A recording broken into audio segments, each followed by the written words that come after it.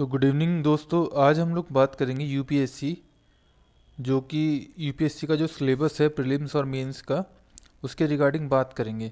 सबसे इम्पॉर्टेंट चीज़ आ जाती है कि सिलेबस को जानना हमारे लिए क्यों इम्पोर्टेंट हो जाता है। ठीक है, तो उसको मैं बता देता हूँ क्यों इम्पोर्टेंट है। सबसे पहली चीज़ तो क्या है कि मतलब जो सिलेबस होता है ना, सिलेबस आपको ऐसा होता है कि जैसे आपका जब घर बनता है ना, तो घर बनते हुए जो नींव डलती है, तो ये वो नींव होती है। हिंदी में लिख दूँ मैं अगर इसे, तो मतलब किसी भी चीज़ का जो एक बेसिक होता है ना, बेसिक भराव, जिसके ऊपर पूरी इमारत तैयार होती है, तो ये वो चीज़ होती है सिलेबस जो आपका रहता है। ठीक है, तो इसलिए सिलेबस को समझना जो है बहुत इंपॉर्टेंट हो जाता है। और यूपीएससी में आप देखेंगे हर कोचिंग वाला कोई भी कुछ बोल दे रहा है, कोई कुछ बोल दे रहा है, तो आपके पास जो एक सोर्स है ना, वो केवल एक सिलेबस ही है जिसके थ्रू आप कर पाएंगे। ठीक है, तो सिलेबस को आज देखते हैं। ये राइज आईएएस है। ठीक है, ये मैंने थोड़ा बहुत बता दिया। अब चलो सिलेबस पे आते हैं डायरेक्टली। तो सबसे पहले देख लेते हैं हम लोग यूपीएससी का सिलेबस है, तो वो किन किन सर्विसेज को एलोकेट करता है। यहाँ पे जैसे आपकी जो मेन सर्विसेज हैं, ये देखा होगा जितना भी ओआरएन में हर जगह भीड़ लगी है वो इन तीन के लिए लगी हुई है। ठीक है, बाकी इन 7 17 का किसी को पता ही नहीं है, लेकिन जो सीरियस एस्पिरेंट होगा उसको पता रहेगा, क्योंकि इंटरव्यू के बाद जब इंटरव्यू देने आप जब जाओगे तो आपको इन सब सर्विसेज का पता लगता है। हालांकि ये टोटल 24 सर्विसेज हैं, लेकिन हमको केवल इन तीन का पता रहता है।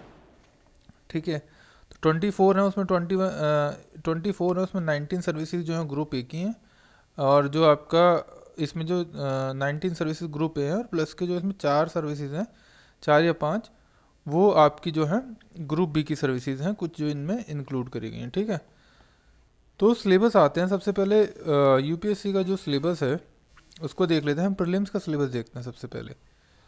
अब जैसे प्रीलिम्स का सिलेबस में क्या होता है कि आपके जो यहाँ पे 2 पेपर हैं। ठीक है, यूपीएससी एक पेपर लेके नहीं छोड़ेगा, वो आपको ऐसा कर देगा कि आपको 2 पेपर दिलवाएगा ही। और अभी तो ऐसा हो गया है कि मतलब आपको सी सेट में मार्क्स लाने ही पड़ेंगे, और सी सेट में लोग बहुत सारे लोग लटक जा रहे हैं। ठीक है, तो आपको क्या है कि सी सेट भी अच्छे से प्रिपेयर करना है। तो मैं इसको स्टार्टिंग से बताता हूँ। इसमें 2 पेपर हैं। एक तो आपका होता है जनरल स्टडीज़ पेपर 1। ठीक है, एक आपका होता है पेपर 2 होता है। दोनों सेम दिन होते हैं। ठीक है, ये क्या होता है, ये आपका सी सेट होता है। इसमें जनरल एप्टीट्यूड आपका चेक होता है। इसमें आपको मिनिमम 30% मार्क्स लाने होते हैं। दोनों का जो पेपर है बेसिकली वो 200 मार्क्स के ही होते हैं, लेकिन जो पेपर 2 है सी सेट वाला, इसमें 80 क्वेश्चंस होते हैं और इसमें 100 क्वेश्चंस होते हैं। टाइम दोनों के लिए 2 आवर्स है। ठीक है, तो आप देख लेते हैं, हम लोग सिलेबस देख लेते हैं। अब सिलेबस देखिए, जो प्रीलिम्स का सिलेबस है ना, वो ऐसा जितना elaborately point two point fact wise बताया नहीं गया है, लेकिन पूछ देते हैं कुछ भी, कुछ कुछ ऐसी पूछ देंगे टर्म्स की आपने कभी सुनी नहीं होगी। अब लोग क्या करते हैं, उसी चीज़ पे फोकस करते हैं, जबकि उस पर फोकस नहीं करना है। आपको फोकस केवल कुछ ही एरियाज में करना है। ठीक है, चलो वो एक अलग डे की स्टोरी है। अभी आते हैं सिलेबस पे। आ जाओ भाई।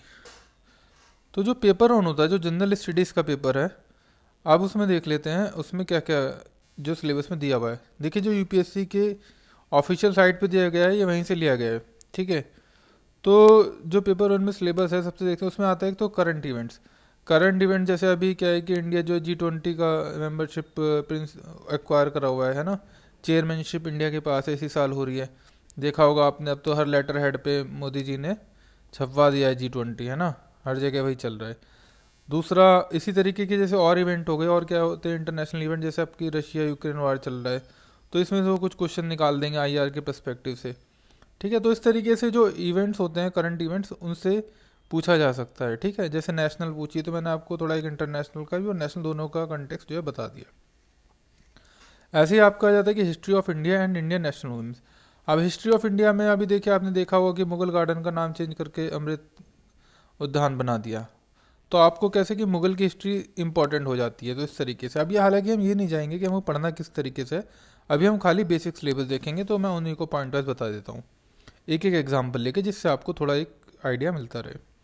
ठीक है, फिर तीसरा आता है आपका जो पेपर 1 में है, जो आपका जीएस पेपर है प्रीलिम्स में, उसमें आता है आपका India and the world geography. ठीक है, तो वर्ल्ड ज्योग्राफी में आपका फिजिकल ज्योग्राफी होती है कि मतलब टेम्परेचर का क्या इम्पैक्ट पड़ता है। फिर सोशल ज्योग्राफी होती है कि मतलब इनइक्वालिटी, जैसे कहीं पे रिसोर्स रिच एरिया है तो वहाँ पे जो क्या है, वहाँ पे इनइक्वालिटी, वहाँ पे प्रोस्पेरिटी ज़्यादा है, लेकिन कहीं पे क्या है कि रिसोर्स स्केर्स एरिया है, जैसे आपका विदर्भ हो गया, है ना, और आपका क्या हो गया, सौराष्ट्र वाला एरिया हो गया, या आपका जो वैसे बैकवर्ड स्टेट्स हो गए आपके, है ना, जहाँ पे मतलब क्या है कि रिसोर्सेज की कमी है। फिर थोड़ा इकोनॉमिक हो गया, जैसे आपकी मुंबई क्या है कि इकोनॉमिक कैपिटल है, तो वो एक रिसोर्स हो गया, है ना, रिसोर्स रिच है। और यहाँ पे आपका, अगर मैं दूसरी सिटी की बात करूँ, किसी नॉर्थ ईस्ट सिटी की, या मतलब जो दूसरा बैकवर्ड एरिया है, तो उस तरीके से हो गया। फिर आपका इसमें आता है इंडियन पॉलिटी एंड गवर्नेंस। अब इंडियन पॉलिटी एंड गवर्नेंस क्या है क्या, ये देखो मेरे आसपास शादी हो रही है, बच्चे लोग सब खूब मज़े में हैं। अब इनको यूपीएससी की तैयारी करा दो तो कुछ नहीं हो पाएगा। चलो आ जाओ बैक साइड सिलेबस पे।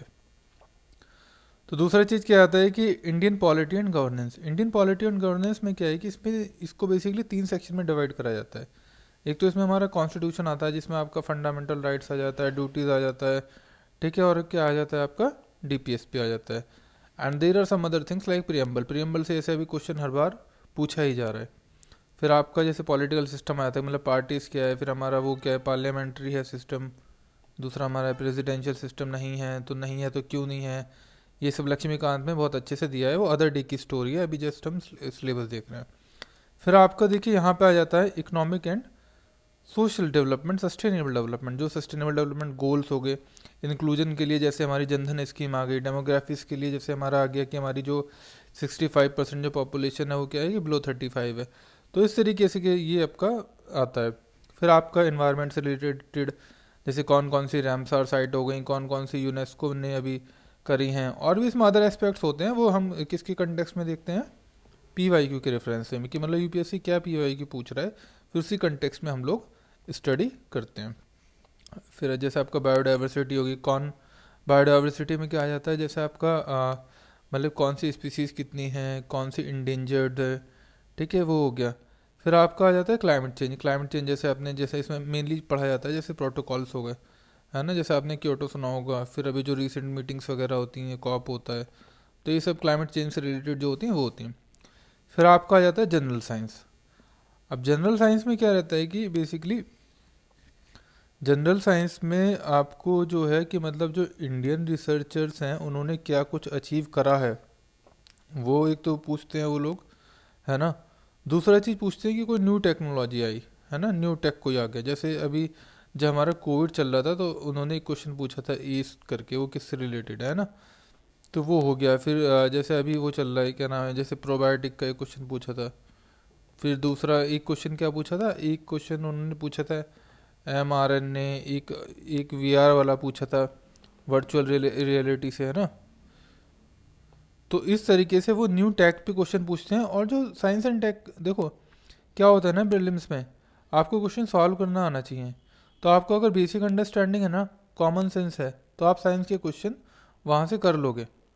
ये नहीं है कि यहाँ पे बहुत बड़ा रॉकेट साइंस चाहिए तुमको, मतलब नासा का ही साइंस पढ़ के आना चाहिए। पता नहीं आजकल देख रहा हूँ कुछ कोचिंग वाले बता देते हैं कि वो वहाँ से पढ़ के आया, गूगल का करके आया, सच है ना, तो ऐसा कुछ नहीं है। बेसिक पढ़ना है, यूपीएससी को चाहिए कि आप जो है, आपका जो बेसिक इंट्रैक्शन किससे होना है, आपका नॉर्मल पब्लिक से इंटरेक्शन होना है। तो आपको नॉर्मल पब्लिक को क्या है कि आप कॉमन सेंस अच्छा सा लगाएंगे तो वो लोग समझते हैं, समझ जाएंगे। आपको यहाँ पे किसी hard and fast day to day basis पे ऐसा डीएम है तो नहीं मिलना है साइंटिस्ट से, तो आपको नॉर्मल पब्लिक से डील करना है इन योर लार्जर पार्ट, ठीक है। तो उस हिसाब से कि पेपर का स्क्रीनिंग करा जाता है। और प्रीलिम्स में बेसिकली ये देखा जाता है कि मतलब आप जो है सिंसियर हैं या नहीं।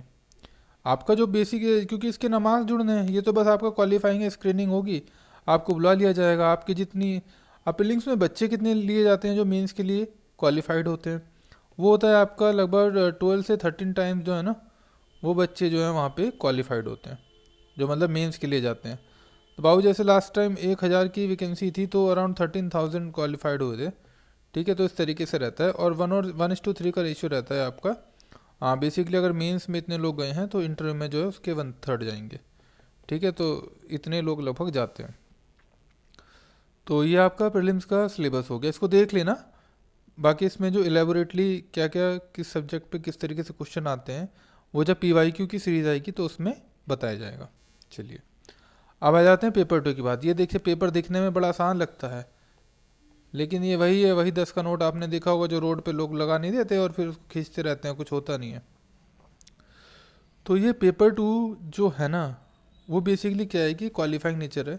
इसमें 80 क्वेश्चंस आते हैं और इसमें आपका एक तो इंग्लिश आता है और इसमें इंग्लिश वर्बल आती है, मतलब ऐसा नहीं आता, मतलब लॉजिकल इंग्लिश आती है कि आपको इन्फ्रेंस पूछ देगा वो, है ना, कि मतलब बताइए कि इस सेंटेंस से क्या तात्पर्य है, फिर इसका लॉजिकली क्या कंक्लूजन निकल सकता है, मतलब उसमें इन्फ्रेंस पूछता है, एजम्पशन पूछता है जनरली, ठीक है, ये चीज़ें इसमें पूछता है।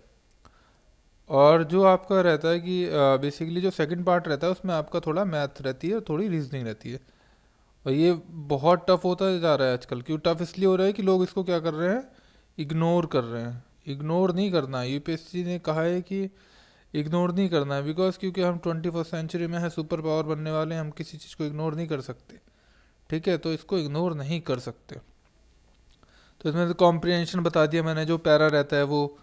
फिर आपका क्या रहता है कि लॉजिकल रीजनिंग हो गया। लॉजिकल रीजनिंग में जनरली कुछ तो मतलब इज पजल्स वगैरह पूछते हैं, ठीक है, एंड कुछ मतलब आपके उसके क्वेश्चंस रहते हैं कि मतलब दो स्टेटमेंट्स दे देंगे कि स्टेटमेंट वन और स्टेटमेंट टू।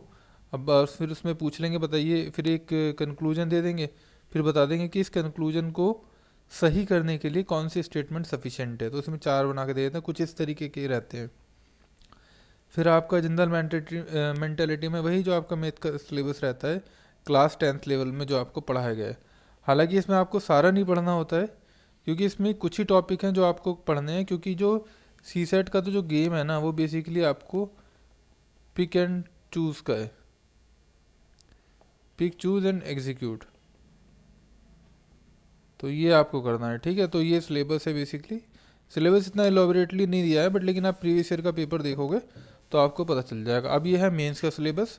मेंस के सिलेबस की बात करेंगे कल, क्योंकि आज आपके दिमाग में इतना घुस जाए ये काफ़ी है ना। मैं इतना बिल्कुल सीधी सिंपल लैंग्वेज में बताता हूँ कि जो एग्ज़ाम में आपके दिमाग में बैठ जाए। तो ये सिलेबस है, इसको 2-3 बार देखो, कुछ डाउट हो तो पूछो। और बाकी ये टेलीग्राम है, इसको ज्वाइन कर सकते हो। ये माई प्रेप मेंटर से भी हमारा एक ग्रुप है, उसको भी ज्वाइन कर सकते हो, ठीक है। बाकी जो आगे सब सिलेबस है ये पूरा जो है फिर आपको बता दिया जाएगा। और इसमें आखिरी में देखो मैंने एक मार्कशीट भी डाली है ना, तो ये मैं दिखाऊंगा कितने कितने मार्क्स पे लाके आपका सिलेक्शन हो सकता है। तो इस सीरीज़ में बने रहना सिलेबस की। आज ये है, और बाकी कल फिर मेंस का करेंगे एक बार, तो ये हमारा 2 लेक्चर में सिलेबस पूरा कंप्लीट हो जाएगा। बाकी जो पीडीएफ है ना, पीडीएफ का लिंक इसमें डाल दूंगा मैं, तो आप टेलीग्राम ग्रुप पे जाके वहाँ से डाउनलोड कर सकते हो। ये पूरा एलेबोरेटली बनाया गया है सिलेबस, है ना। Thank you.